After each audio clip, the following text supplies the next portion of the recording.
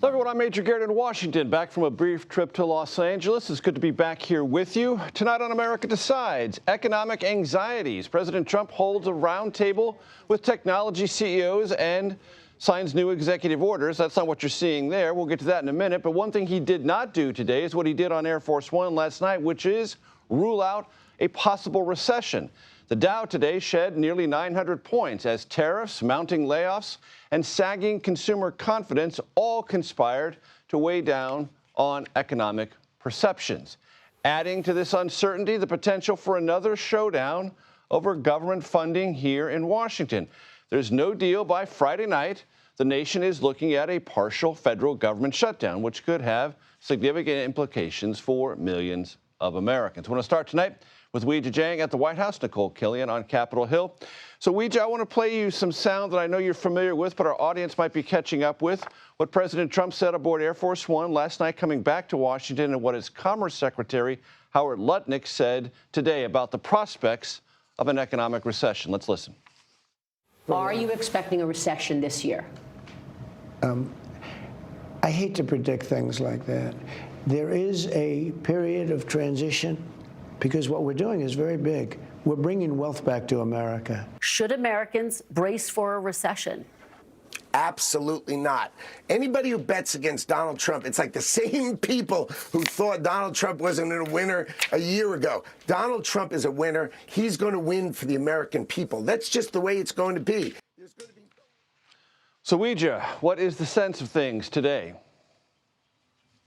Well, surprisingly, we haven't heard or seen from President Trump today, even though he woke up here at the White House, and we often have seen him during his first 50 days in office. But I can tell you that the White House has sent out a statement to say what we're seeing on Wall Street is a strong divergence between, quote, short-term animal spirits of the market and what we're actually seeing unfold from businesses and business leaders. They point to confidence among CEOs and small business owners and manufacturing sector. But Major, here's what's important.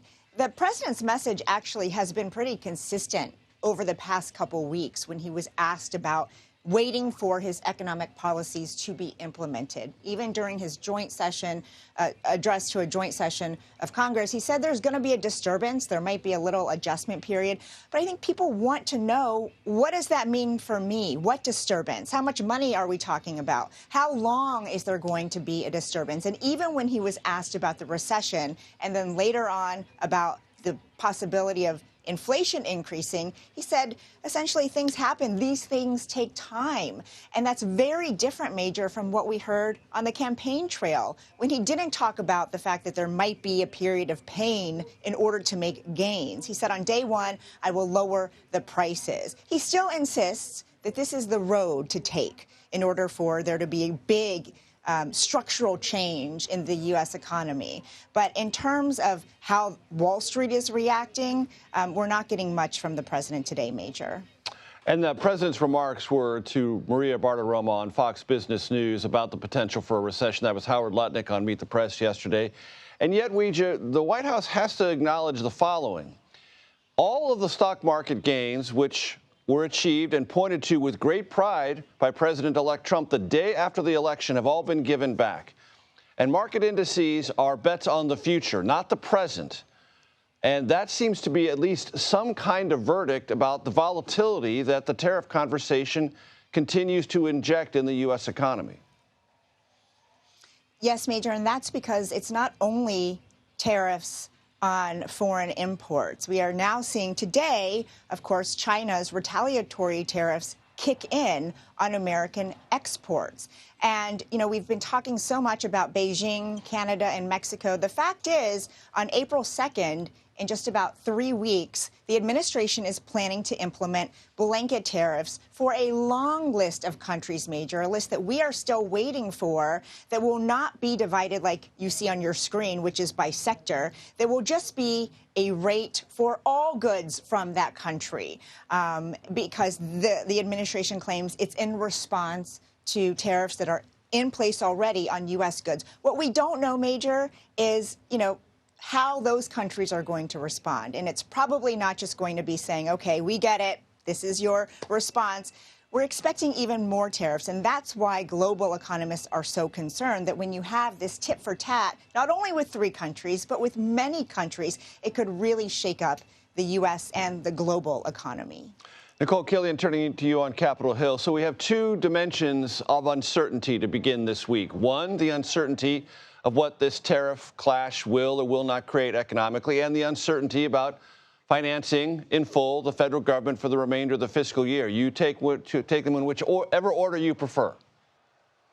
Well, again, it just adds more uncertainty into the mix. Obviously, certainly markets are watching what's happening here on Capitol Hill as well, as we are just a few days away from a Friday deadline to fund the government. Now, Speaker Johnson has made clear that he has a plan, that he thinks he has the votes to get it through, which is this year-long continuing resolution. But this time around, he's unlikely to get much support from Democrats in the House, and it's unclear, even if it clears the House, if Senate Democrats are going to put up the votes necessary to get this over the finish line. So there's still a lot of question marks there. And, in terms of the president's tariff policy, I think a lot of lawmakers have continued to take a wait-and-see approach. Certainly many lawmakers, particularly those from agriculture states or states along the border that are more impacted by this, are watching what's happening closely. By and large, even the speaker himself has said certainly that the president doesn't want a trade war here. But that being said, it is starting to have an impact on some of these districts and some of these states. And so lawmakers are watching very cautiously what is happening, trusting that the president's policies will eventually work, but at the same time, hoping that there is not too much a long-term pain in terms of trying to administer his economic policies. Nikole, you mentioned House Speaker Mike Johnson. I want to play some sound from him today expressing confidence about resolving what looks like a possible impasse over federal government funding. Let's listen. The CR will pass. What if it gets blocked?